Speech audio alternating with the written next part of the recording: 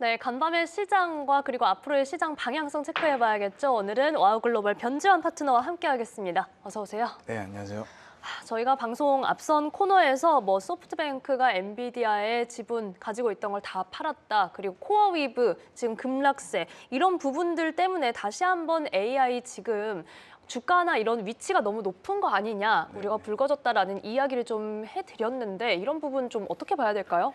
먼저 그 소프트뱅크의 엔비디아 지분 전략 그 매각 관련해서는 어차피 이제 오픈 AI의 대규모 재투자를 위해서 자본 확보 차원이기 때문에 사실은 악재라고 보기에는 다소 좀 무리가 있을 것 같고요. 그냥 그 말 그대로 보면 된다? 네네네. 네. 그리고 코어웨이브 같은 경우는 실적이 예상치를 상회했음에도 불구하고 어제 이제 큰 폭 하락을 보여줬습니다. 이제 두 가지 측면에서 우리가 좀 볼 수 있을 것 같은데, 먼저 이 AI 인프라 산업 전반에 어떤 구조적인 문제를 시장 참여자들이 이제 인식하기 시작했다는 게 가장 큰 좀 의미하는 부분이라고 볼 수 있을 것 같고, AI 수요가 이제 폭발적으로 이 늘고 있음에도 불구하고 이 데이터 센터 구축에 필요한 어떤 그 이 필수적인 뭐 전력이라든지 뭐 변압기라든지 뭐 이런 어떤 물리적 공급망에 대한 병목 현상이 이런 그 성장 속도를 따라오지 못하고 있다, 이런 것들을 좀 보여줬고요. 그래서 수요가 아무리 많아도 이런 어떤 그 이 인프라 구축하는 데 있어서 이런 부분들이 따라오지 못하면 결국에는 수익 실현되는 시점이 계속해서 늦어지는 거거든요. 그렇죠. 예, 그래서 이런 어떤 근본적인 이런 위험들을 시사하는 부분이라고 볼 수 있는 게 이제 첫 번째인 것 같고, 두 번째는 이제 또 하지 않을 수 없는 게 이제 과도한 차입 레버리지 부분입니다. 그래서 코어 이브는 아시다시피 대규모 AI 인프라 투자 확충을 위해서 총 부채 자체가 굉장히 급증했던 측면이 있습니다. 그래서 그렇죠. 요것 때문에 이제 이자 비용 자체가 지금 좀 막대하게 좀 나가고 있는 상황이거든요. 그래서 코어 이브뿐만 아니라 사실은 다른 기업들도 굉장히 이 같은 처지에 놓인 기업들이 많아요. 그래서 네비우스랄지. 네네. 그래서 네. AI 산업이 성장하기 위해서는 어떤 대규모 자본 지출 자체는 우리가 불가피하고, 그다음에 그런 부분들이 다시 또 높은 부채로 충당하고, 그래서 이런 어떤 메커니즘이 네. 과연 지속 가능한 모델이냐, 그리고 어떤 적정한 수준으로 가고 있는 것이냐. 그래서 만약에 앞서 언급드렸다시피 이런 그 수요 자체를 물리적 인프라 공급이 원활하지 않거나, 아니면 AI 수요 자체가 앞으로 우리가 예상했던 것보다 조금 둔화된다, 그렇다고 본다고 하면은 이거는 뭐 좀 그 수익 실현 자체가 이제는 좀 계속해서 시장 참여자들이 의구심을 제기하는 그런 네. 부분들로, 또 그것이 또 이제 주가 하락으로 이어질 수 있다, 그렇게 좀 보고 있습니다. 그러면은 이거는 보유자 입장에서는 내가 좀 더 바라보는 시선이 이 호흡이 길어질 수밖에 없겠다, 좀 이렇게 이해하면 될까요? 그런 의심의 눈초리가 이제 서서히 조금 인식하기 시작했다는 거죠. 그래서 포트폴리오를 구성을 하실 때 네. 이런, 그렇다고 해서 이게 어떤 시장의 그 주류 자체를 좀 막아설 만큼 새로운 뭐 악재의 출현이다라고 에는 좀 무리가 있어 보이고, 그만큼 이제 이 투자자들의 이제 시각이 조금 올라간 거겠죠. 그래서 전반적으로 인공지능 기술주 섹터 내에서 차익 규모가 상대적으로 좀 적거나, 아니면 매출 관련 지표들이 실제로 찍히거나, 아니면 요 인공지능 외에 어떤 그 사업 매출의 네. 다양성을 확보하고 있는 그런 종목들 위주로 접근하시면 좋지 않겠냐. 돈이 들어오는 게 다양하게 있어야 된다. 네네. 돈을 벌어야지 또 다음에 지출을 할 수 있는 거니까요. 그 부분을 B2에서 충당하시겠지. 몰빵하는 종목들은 피하셔야 되지 않을까. 몰빵하는 어디에 몰빵하는? 그러니까 이제 인공지능의 네. 대규모 차익을 통해서 몰빵하는 기업들 네. 좀 피하셨으면 좋겠다. 그렇죠. 아무래도 그 부분에 있어서는 저희가 리스크 관리를 할 수밖에 없는 시점이 됐습니다. 저희가 포트폴리오 재편에 대해서는 또 잠시 다다음 질문으로 좀 여쭤보고, 그 전에 AMD 얘기를 좀 해볼게요. AMD가 우선은 애프터마켓에서 이 정규장의 낙폭을 모두 만회하는 흐름을 보여주고 있습니다. 지금 애프터마켓 4%대 강세. 저는 지금 리사수 CEO의 여러 가지 이야기들이 있었는데 인상적이었던 게, 우리 시장에서 두 자릿수 점유율 가져갈 것이다. 그런 엔비디아의 파일을 진짜 많이 먹을 수 있다라는 자신감을 좀 드러낸 건데, 파트너님은 좀 어떻게 보셨어요? 사실 저는 이제 그 부분보다는 마진율에 대한 부분이 시장의 반응을 이끌었다고 좀 보고 있는데, 일단 어제 이제 리사수 CEO가 했던 얘기들을 우리가 좀 살펴보면 네. 기업들이 뭐 경쟁 우위를 차지하기 위해서 폭발적인 수요가 이어지고 있다. 그다음에 2030년까지 AI 관련 시장 규모가 1조 달러를 초과할 것이다, 그러면서 계속해서 이제 기대감을 던져줬고요. 그다음에 매출 부분에서도 향후 3년에서 5년 그 본격화될 것이고 특히 AI 관련 부분은 80% 이상 성장할 것이다. 근데 이게 어제 이제 제가 좀 이 실시간으로 좀 주가 흐름을 보면요. 네. 이제 가장 중요한 게 사실은 어떤 메시지를 던지건 간에 그 메시지에 대한 시장의 반응이 제일 중요한 거거든요. 그쵸. 우리 이제 투자하는 사람 입장에서는. 네. 근데 사실은 실시간 주가 움직임은 확실히 이전과는 좀 다른 모습을 보였습니다. 그래서 장 초반에는 사실 이런 계속 미래 성장성에 대한 부분들 얘기가 크게 하락하기도 했었거든요. 그러다가 이제 장 마감 후에 마진율이 상향 조정할 것이다라고 발표하자 그때 이제 4% 가까이 상승하는 이런 실시간 움직임을 우리가 조금 더 의미 있게 봐야 될 것 같고 그렇네요. 행사 자체는 좀 예상치를 크게 벗어나는 부분은 없었다, 네. 무난했다라고 보여지는데 이제 제가 말씀드렸다시피 이제 좀 극단적으로 얘기하면 행사 이제 앞전에 얘기했었던 뭐 시장이 앞으로 성장할 거고 뭐 기업들이 앞다퉈서 투자를 하고 있고 이런 어떤 지금 당장 확인할 수 없고 이 확인되지 않고 있는 이런 뭐 설레발이라고 표현하면 좀 그렇고요. 아하. 그런 부분들에는 네. 사실은 시장에서 반응이 없었고요.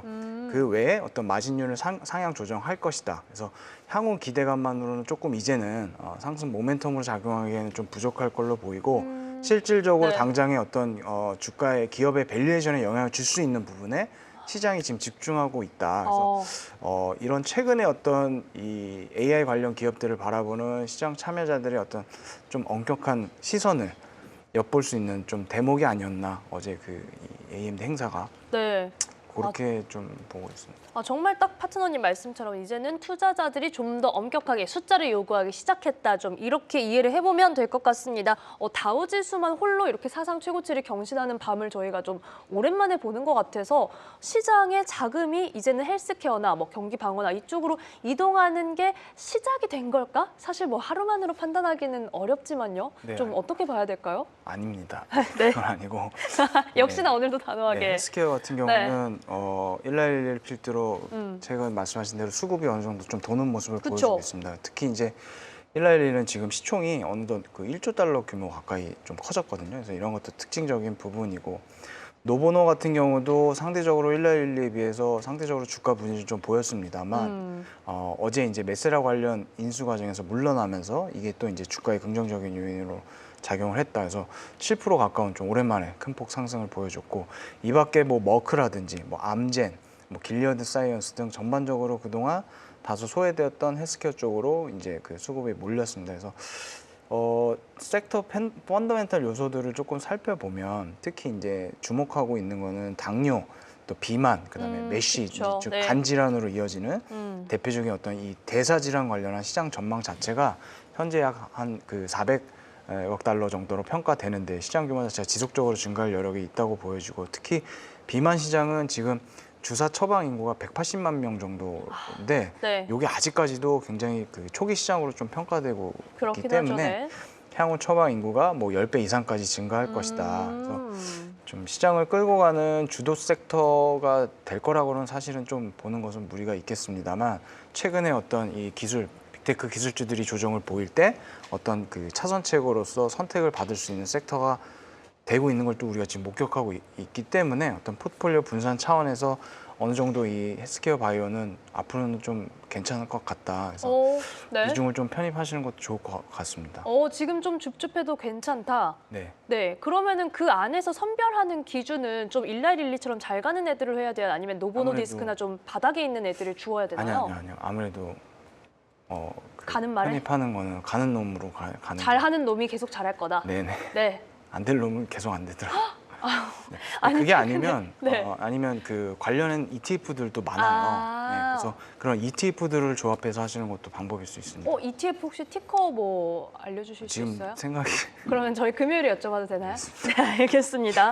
그렇네요. 아무래도 좀 헬스케어 섹터를 좀 포트폴리오에 담아 본다면은 저희가 ETF로 접근을 해보는 방법도 있고요. 종목별로는 그 안에서 옥석 가리기는 분명히 필요하다라는 점 이야기를 해드렸습니다.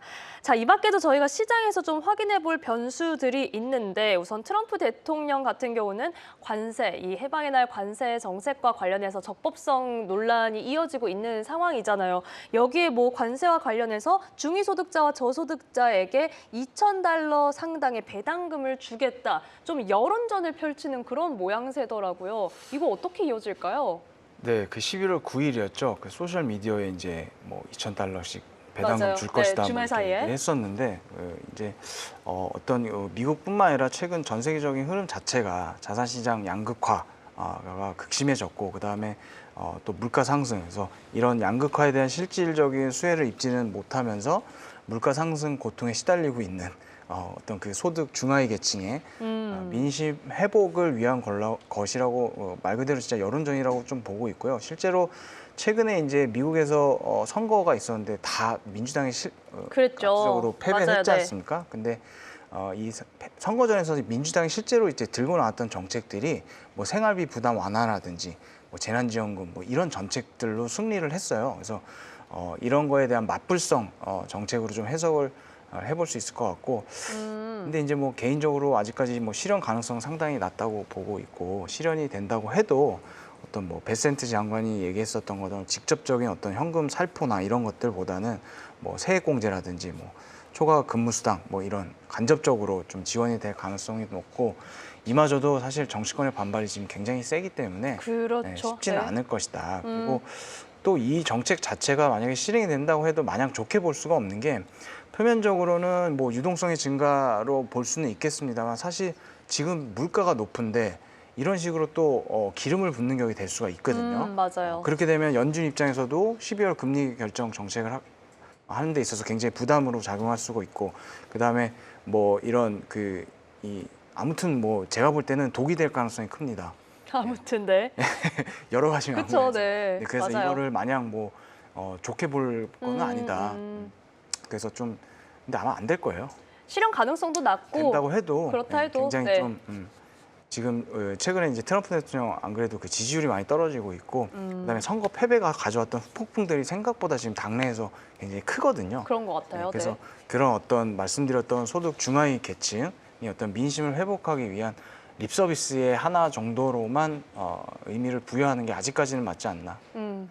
네. 그냥 정치적인 코멘트일 뿐이다. 네네. 시장 입장에서는 너무 무게 있게 바라볼 필요 없다. 네네. 저희가 이렇게 좀 이해를 해보겠습니다. 자, 그러면은 지금 사실 저희가 12월 금리 인하냐, FOMC에 대해서 계속 기다리고 있는 부분도 있는데, 이제 셧다운이 정말 해제를 위한 본격적인 절차에 그런 돌입을 한 상황입니다. 셧다운이 해제가 된다면은 밀린 지표들을 저희가 확인을 하게 될 테고, 그 전에 우선 미 ADP 민간 고용 최근 4주 동안 일주일 평균 11,250명 일자리가 좀 줄었다, 이런 이야기들이 나오고 있어서 지금 금리 인하 관련해서는 저희가 전망 좀 어떻게 점쳐볼 수 있을까요? 네, 앞서 사실 10월 중간 기준으로 4만 2천 명 증가였다가 지금 수정 조정치를 감소로 지금 발표를 그쵸, 했거든요. 네. 그래서 굉장히 배치되는 건데, 이러면서 어제 장중에 이제 시장 반응을 살펴보면 채권 금리가 이제 하락했고 골드가 이제 좀 상승하는 그런 반응들을 시장에서는 좀 즉각적으로 보여주긴 했습니다. 뭐 크진 않았습니다만. 그래서 채권이 이제 간밤에 쉬어갔으니까 지금 그 전날 흐름이 되겠죠? 아니 이제 그 금리가 하락하니까 가격은 상승. 네네네. 화면에 대해서만 여기서 언급을 드렸습니다. 네. 예, 그렇죠, 그렇죠. 예, 그래서 일단 오늘 내일로 셧다운이 이제 공식 해제될 것으로 예상하고 있는 가운데, 고용 지표 같은 경우에는 셧다운이 종료되면 그 3일 이내 지금 발표될 걸로 뭐 예상하고 있거든요. 그래서 내일은 또 미국의 CPI 발표가 있고, 그래서 12월 금리 결정 정책에 밀접한 관계가 있는 어떤 고용과 이 물가 관련 지표들이 빠르면 이번 주 후반 아니면 다음 주 초에 모두 시장에 공개될 가능성이 높기 때문에 다시 한번 이런 매크로 변수들이 시장 변동성을 좀 키울 수 있다라고 좀 보여지고 있고, 일단 최근 민간 지표들에서 엿볼 수 있었던 것은 고용 쪽은 이 고용 둔화가 지속적으로 좀 이어지고 있는 거는 우리가 계속해서 좀 뭐 신뢰성이 좀 낮긴 합니다만 계속 우리가 관찰을 할 수가 있었고, 반면에 물가 쪽은 생각보다는 뭐 잠잠한 분위기거든요. 연준 위원들도 뭐 관세로 인한 일시적인 부분들이 다 안정화돼 가고 있다, 이런 계속 그 어떤 밑밥을 계속 깔고 있는 걸 보면 이번 12월 정책 결정에서도 사실은 물가 쪽보다는 고용에 포커스를 맞춰서 이렇게 좀 진행될 가능성이 좀 커 보인다. 그래서 이 10월 FOMC 금리 인하에 대한 과도한 기대감을 많이 자제시키기는 했습니다만, 이제 본격적으로 섰던 이후에 고용 관련 지표들이 나오면 다시 한번 어떤 그 12월 금리 인하에 대한 기대감이 시장에 유입되면서 좀 호재로 작용할 가능성이 있지 않나. 그래서 아직까지는 저도 개인적으로는 그래도 인하를 할 것이다. 그렇게 좀 보고 있습니다. 네, 지금 결국은 저희가 대기하고 있는 지표들을 마주해야지 확인할 수 있는 상황 속에서 금리 인하와 관련된 전망 체크를 해봤고 이제는 뭐 금과 은, 달러와 환율 이런 부분들 좀 여쭤보고 싶은데 우선은 금과 은이 다시 한번 뭐 들썩이면서 사실 뭐 기사에서는 금리 인하 기대감이 다시 불거지면서 셧다운 해제 기대감이 불거지면서 다시 오름세가 나타난다. 이렇게도 풀이를 하던데 이런 시각이 맞을까요? 어떻게 봐야 돼요? 그냥 움직임 정도로 이해도 네. 될까요? 4,000불대에서 꽤 네. 오랜 시간 횡보하고 지금 이제 다시 그쵸. 상승세를 보여줬거든요. 그래서 상승 원인을 좀 보면 일단 금리 인하에 대한 불확실성이 좀 베이스로 깔려 있고 최근에 뭐 트럼프 2,000달러 뭐 이런 부분들 시장에 유입되면서 좀 이 물가 상승에 대한 우려감이 좀 투영된 상승으로 보는 게 조금은 좀 합리적일 것 같다고 보여지고 그다음에 지금 최근에 장기채 금리도 상승세를 동반해서 지금 나타나고 있어요. 네. 그래서 사실 원래는 금리가 상승하면 골드는 빠져야 되는데 같이 올라가는 것들 이런 것들을 보면 어떤 이 최근에 그 물가 상승에 대한 부분을 반영하고 있는 것이 아닌가라고 보여지고 있고 이게 이제 아무래도 12월 FOMC 금리 인하에 대한 불확실성이 계속해서 유입이 됐다고 좀 볼 수 있을 것 같고 그 다음에 또 수급적으로 최근 계속해서 어떤 전체적인 자산 시장을 보면 주식시장 같은 경우에는 AI 뭐 버블, 오픈 AI 뭐 수익성 논란 이런 것들로 인해서 주도 섹터 자체가 지금 상당히 좀 피로감에 쌓여 있거든요. 그렇죠. 그리고 채권 시장 역시 최근에 어떤 금리가 계속해서 재상승하면서 가격 하락이 지금 나오고 있기 때문에 사실은 이게 좀 시장 자체는 좀 그렇고 에너지 시장도 지금 뭐 최근 천연가스가 조금 올랐긴 했습니다만 워낙 많이 하락했었고 그래서 이런 자산 배분 전략 차원에서 봤을 때 골드가 어떤 대체 상품으로 다시 한번 좀 선택을 받고 수급이 몰리고 있는 것이 아닌가 그런 판단이 되고 있고 그렇다고 하더라도 제가 이제 계속해서 지속적으로 말씀드렸다시피 지난 어떤 10월 이전에 보여줬던 네. 막 계속 연일 올라가는 가파른 오름세. 급등세는 사실은 그렇게 해서 정고점을 돌파하기에는 쉽지 않아 보이고요. 뭐 가격대를 좀 말씀드리면 4,200, 뭐 4,250선 정도에서는 다시 또 이제 4,000 초반대로 좀 눌리면서 계속 이런 좀 전체적인 박스피를 보이면서 고가 놀이를 하는 그런 좀 움직임을 보이지 않을까 해서 개인적으로는 거기 오면 또 아래쪽으로 좀 한번 보려고 아래쪽으로 좀 보신다는. 인버스 ETF 네. 쪽으로 좀 보면서 좀 당분간 골드는 좀 트레이딩 영역으로 네. 좀 삼고 가보려고 하고 있습니다. 더 어려워지네요, 점점. 네, 제가 지금 위로 한 방 수익이 났고 네. 아래로 났고 그다음 이제 그 수줍게. 뒤로 또 네. 위로 또 났거든요. 네. 그래서 이제 좀 여기서 더 올라가면 이제 좀 더 아래쪽으로 해서 지금 박스피 공략으로 위아래네요. 그러니까 좀 트레이딩 영역으로 이제는 아. 좀 당분간은 이어질 것 네. 같다. 그러면서 이제 에너지가 다시 응축되고 그 이후에 이제 어떤 좀 이런 이 12월 FOMC가 다 가까워 오면 그때 이제 다시 한번 상승을 하든 아니면 추가 하락을 하든 이런 큰 어떤 방향성을 보일 거다. 그 전까지는 계속해서 좀 신중하게 움직일 것 같다. 보고 있습니다. 네, 12월에 좀 큰 가닥 방향성을 잡기 전까지는 어느 정도 박스권에서 움직일 가능성에 대해서 좀 짚어주셨으니까 참고를 좀 해보시면 좋을 것 같습니다. 원달러 환율 좀 여쭤봐도 될까요? 지금 1,470원에 거의 육박하고 있는 상황이어서 뭐 국내 시장에 대한 그런 부분도 있고 엔화와의 영향력도 같이 볼 수밖에 없는 상황이잖아요. 네네. 근데 이제 뭐 사실은 저는 국내는 잘 안 보기 때문에 네. 제가 이제 뭐 원달러 환율에 대해 뭐 어떤 좀 딥한 인사이트를 드리기에는 조금 제가 좀 딸리고요. 역량이. 편하게 지금 달러의 네, 근데 흐름을 이제 좀 짚어주시죠. 어쨌든 원달러 환율이라는 거는 엔화의 영향도 있지만 달러의 직접적인 어떤 상대적인 영향이 가장 클 수밖에 없는데 달러 자체는 저는 사실 강세로 가기에는 조금 큰 좀 무리가 있다고 보여집니다. 강세 요인이 없다. 네, 왜냐하면 당분간. 어쨌든 트럼프 행정부 이기 자체도 그렇고 그쵸. 지금 전방위적으로 달러 약세에 대한 정책적인 노선들이 있기 때문에 이 금리 인하 사이클도 이제 시작이 됐고 그래서 이제 달러가 앞으로 계속해서 좀 최근에 조금 강세를 보였다고 해서 이게 이제 계속 뭐 주류로 강세로 갈 것이다.